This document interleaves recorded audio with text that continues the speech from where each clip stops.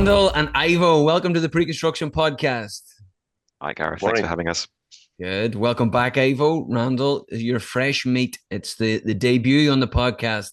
And the good news is I'm going to headlock you in San Diego for another episode on your background in prefabrication. So stay tuned for that. Today, it's all about advancing pre-construction. It is a love fest of advancing pre-construction. San Diego 2025. We know the podcast loves the conference. It's the biggest conference of the year for us.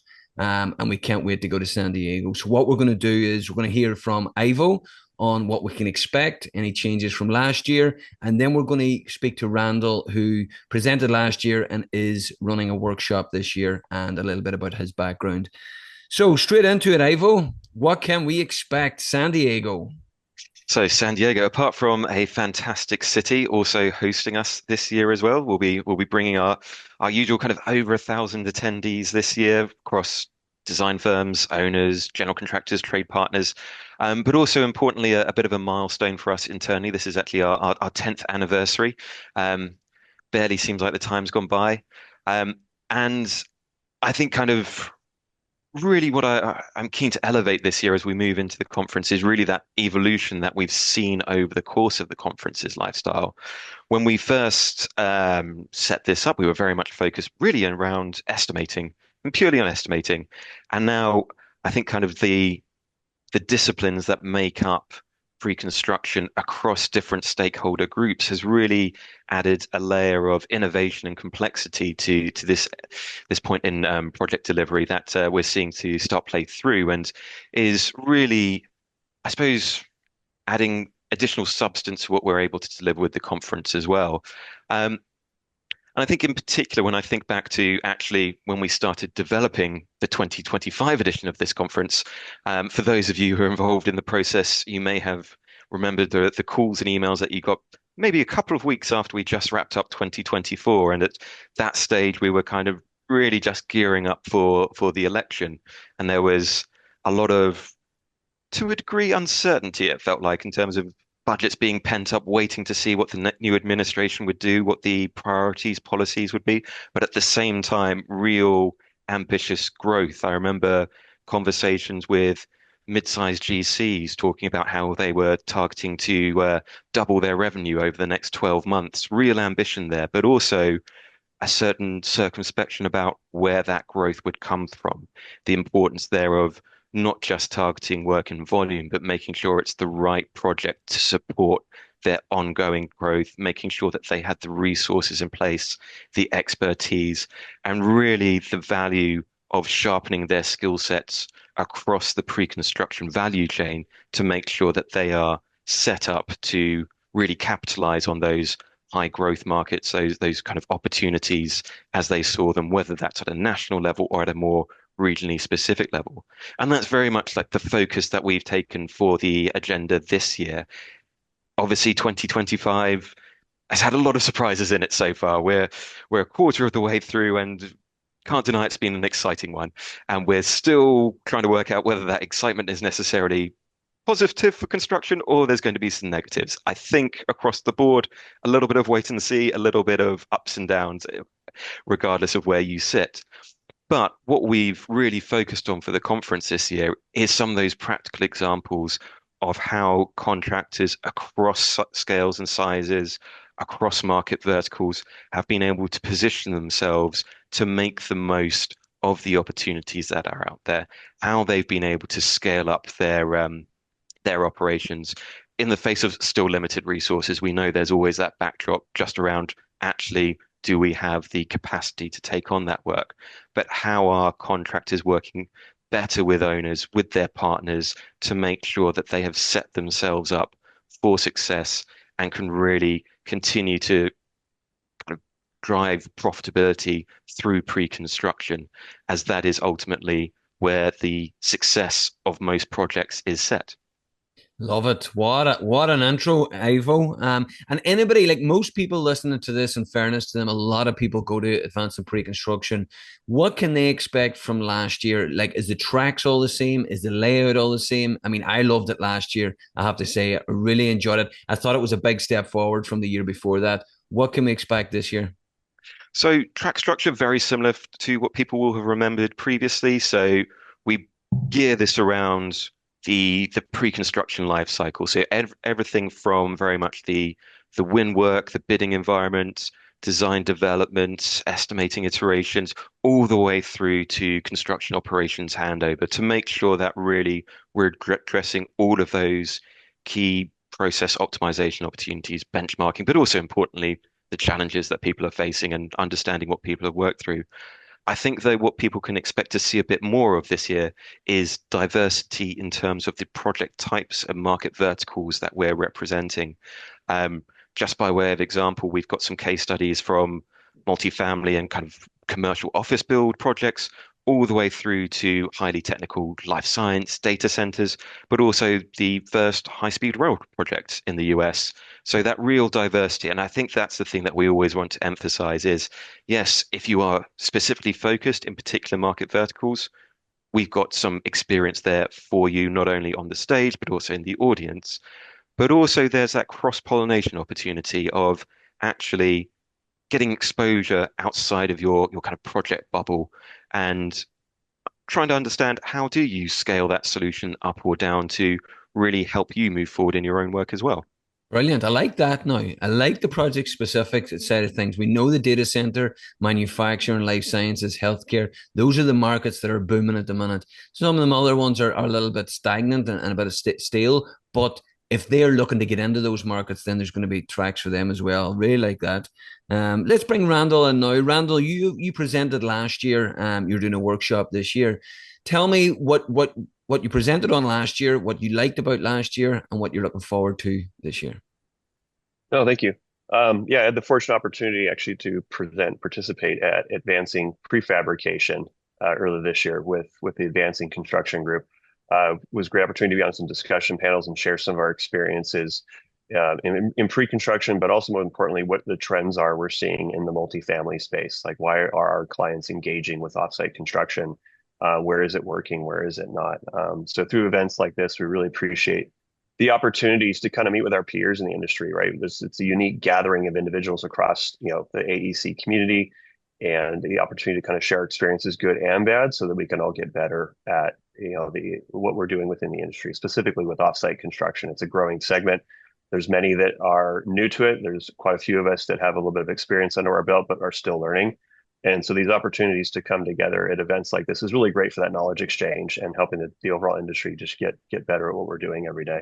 Yeah, brilliant. Now, Go ahead, sorry. and this year, this year, just excited with the opportunity to do the workshop.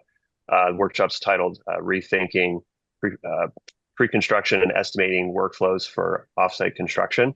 And it's a space that we live in every day right now at Nibbi Brothers. We've got a number of projects that are entertaining or are committed to using offsite construction as a method of executing the project. And there's obviously some nuances that come with that. There's some mind shifts and changes in it that we're all used to, that I'm happy to share on, and what we're doing, what we have been doing, but also what we're striving to be able to do to help those processes go even better and deliver a greater level of service for our clients. Brilliant. And what do you get out of it, Randall? You mentioned a couple of things there. I mean, for me, for the pre-construction podcast, it's just having the 1,000, 1,100, 1,200 attendees being so focused on pre-construction and estimating. I mean, there's the networking part, there's golf, there's happy hours, there's the tech companies. I mean, there's just so much going on. What do you really like? What are you most looking forward to?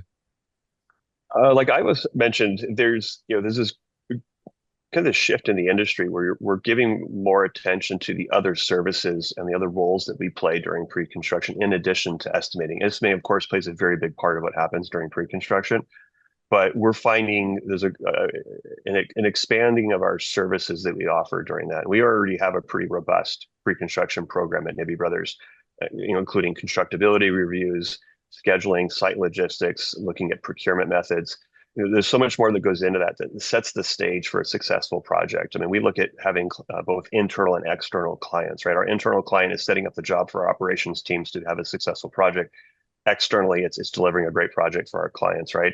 So there's a lot of work and service that goes into that during pre-construction, and we feel like that's continuing to grow, right? We're doing more design build work, trade-specific design build, for example, right? Doing more collaboration with the design team to help drive decisions on materials being used, the method of construction. Are we going conventional? Are we going full volumetric? Are we going to go panelized system? Those are conversations that require, more stakeholders to be engaged earlier in the project cycle. And that's, I'm really actually quite pleased with that direction, because I think we'll get much better outcomes in our projects if we can get the stakeholders together sooner in the life cycle of a job and have all the players there to make informed decisions versus adding them incrementally later in the design development process, where we might have to go backwards to go forwards. The shift right now is that you're getting people engaged earlier on, and I think that's going to yield better results in the long run. Brilliant. And are you seeing that with Nibbi Brothers? You're seeing that the clients that you work with, and I'm sure there's good clients and bad clients, they're getting you on earlier, that at the end of the project, it's just so much better and it flows so much easier. Yeah, more often than not, we're getting engaged at usually like the schematic design phase of a given project, right? Which is where we would prefer to be engaged, if not sooner. So it allows us to work, one, establish an initial baseline budget that becomes, the goal that we want to hold, the target, if you will, as that design evolves. But again, it allows us to have and give real-time feedback as that design is evolving, as opposed to giving something later on and and having it being part of a value engineering exercise. I think if a project is successfully managed through pre-construction, the goal is that we don't have to go through value engineering at the end of the day. We've all done our jobs, we've maintained the budget, we've given good feedback along the way. And when we go to contract, the resulting budgets that come back are in line with that still, and we can more successfully and more quickly go out to construction on that job. Brilliant, brilliant. And Ivo, I'll bring you into this. San Diego, what can we expect? Obviously, the previous conferences were incredible locations. I haven't been to San Diego. What can we all look forward to? Well, in the city itself, to be honest, I'll be after a tour guide. I've never been either. And Randall, I know you mentioned you have family connections there, so you might be able to provide some tips and tricks. But in terms of the conference itself, very much like an enriched experience that we're looking for. We've got a significantly expanded exhibition this year that I know a lot of people attend primarily to actually build out their tech stack and see how they can optimize their processes, particularly where kind of labor is such a pinch, but also bringing back some more enhanced networking opportunities. Yes, we've got our usual happy hour, and certainly at the end of the first day, I know I'm making a beeline for that bar to get some refreshments out in the sun, but also some of our kind of more structured networking where there's that opportunity to find new project partners, regardless of where you're situated in the country, as we do have contractors from across the US coming here. And I know that for so many people, actually being able to build those connections that they can take with them back to their local geography, back to their markets, and actually take those forward into really commercially valuable partnerships that are going to help them build business into the future are very valuable. Also, for those of you who perhaps haven't been before, and those of you who have will be returning with the scavenger hunt. So sharpen your eyes for QR codes and get scanning from the out. It does get competitive. I don't think this year we quite had the aggressiveness that some of our delegates in the past have perhaps displayed, but certainly do get involved with that, as there's always some good prizes to be won as well. Yeah, because I find when I've been to them, and I've been to the last 3 or 4, I find the people that stand back and watch and learn, they don't get as much out of it. It's the people that actually get involved. So they step in, they speak to the vendors, the tech companies. Even if they've got their tech stack fine, they're almost coming to validate that they've got the best workflow processes, tech stack involved. But they speak to the others just in case there's something else. There's a bit of machine learning, a bit of AI involved in there, and then the networking part of it as well. The workshop, I'm really looking forward to some of the workshops. Give me an idea, Randall, of how yours is going to work, because rethinking pre-construction estimating workflows for prefab, how will that work? Who's involved in the workshop? How do you attend? When are you speaking? No, so thanks for the opportunity to highlight that a little bit more. The one of the workshop is intended to be interactive, right? I find, like you mentioned, better learning when people are engaged. But we really want to talk through, we have broken it down as kind of the who, what, when, why, and how. Right. And so, talking through those is kind of the lens of how we focus through this process. But talking through the schedule, what is different on the flow itself, and specifically, literally on the schedule, what are we pulling forward that's happening out of sequence that we're used to doing, right? There are some changes there that you have to be mindful of. And it's also talking to the various stakeholders. As I mentioned earlier, the importance of bringing stakeholders on board early in the process. That's critical when you're using offsite construction. There's a heightened level of planning that has to happen. And then talking through cash flow. Cash flow is different on an offsite construction. There's some upfront expenses that happen. I won't call them added expenses, but there's expenses that happen at different times than most developers are probably used to for conventionally built projects.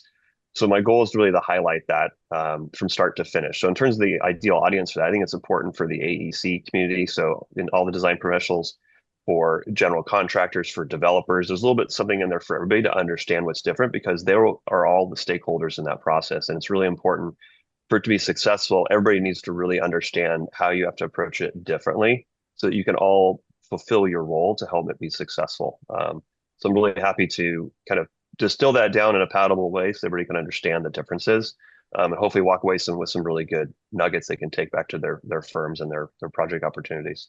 Yeah, brilliant. It's yourself and Andrew Kent, who of course is with Nibbi Yes. as well. And who else is involved in that? There'll obviously be people be contributing to it, but is there GC subcontractors on that panel? No, for the workshop, it's just Andrew and I.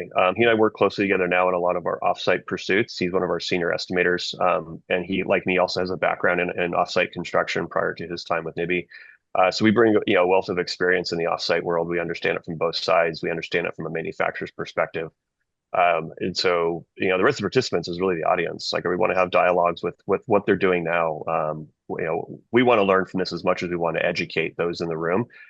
We have a good program that we're developing at Nibbi in terms of how we approach pre-construction for offsite. But we also understand we're still students in that space. We're learning to get better at it. And we always enjoy conversations with others and learning what they're doing. Again, that's one of the great benefits of an event like this is you're putting all these people in one space. And I know I really enjoy the opportunities to speak with others and learn what they're doing. Because there's always more than one way to execute a task, right? And by no means have we perfected it. So we always have that mindset of how can we continue to get better at this.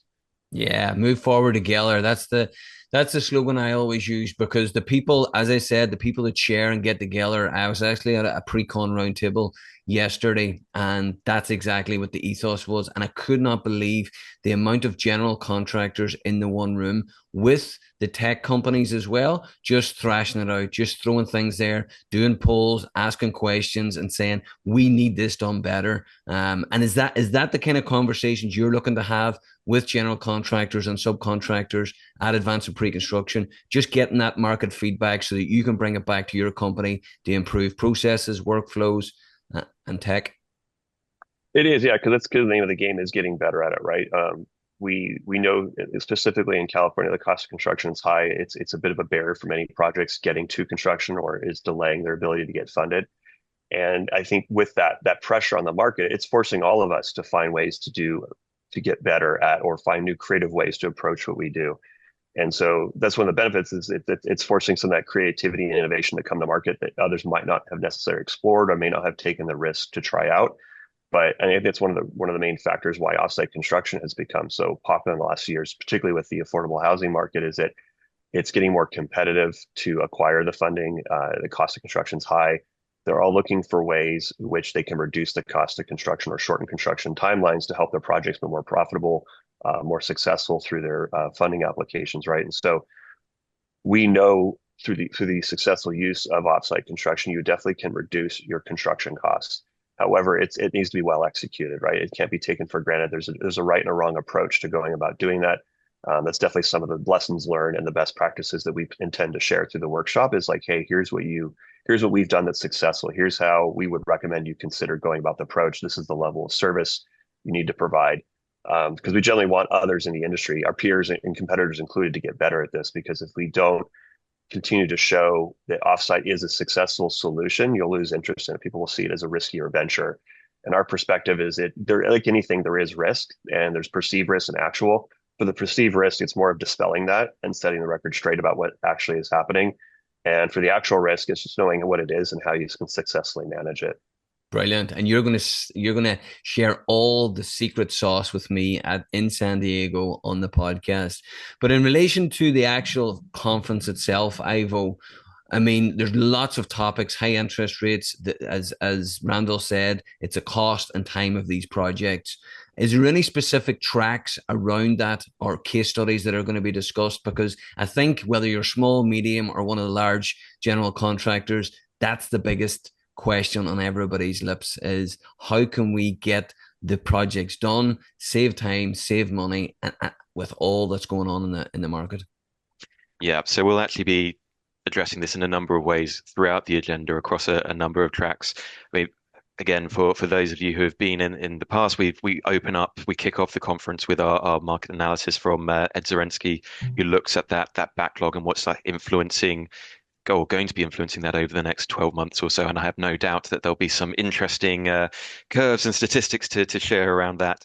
But also more granularly, we've got an additional workshop actually led by Aligned Data Centers, which is specifically looking at how to work better with owners when it comes to the financing of projects, how contractors can support owners, how owners can support contractors better to make sure that that cash flow is there at the right time, and understanding how those packages get released to support project objectives.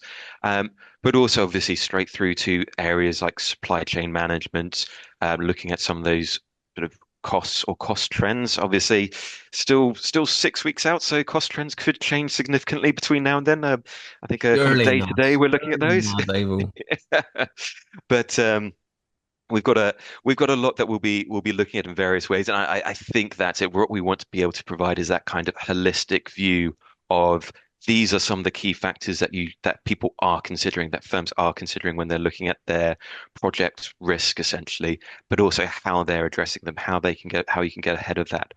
Obviously, some of these questions are yet to be answered for anyone in the industry, but what have people done in the past? What has proven effective? How can you take those lessons learned from historical projects, historical case studies, and use those to equip yourself as you move forward? Yeah, love it. Yeah, I'm excited. I've got the buzz here. San Diego, as you say, it's not far away. It really isn't. I'm looking forward to going there. We're playing golf on the Wednesday morning. We'll be at the conference then right through to Friday afternoon. Just to let everyone know as well, if you are going and you have your ticket, wonderful. If you're still on the fence, get yourself a ticket. We also have a discount if you're a listener of the Preconstruction podcast. It's 10% off, and you simply use during the checkout the word podcast in capital letters. So go over, get yourself a ticket, and get yourself down there. Really looking forward to it, Ivo. Cannot wait to see your workshop, Randall. Looking forward to that as well. So people keep an eye out for that on one of the tracks and get over and support Randall at Nibbi. Thank you. Love it, man. Well, listen, thank you for your time. Looking forward to seeing you in 6 weeks. Talk to you soon. Take care. Thank you.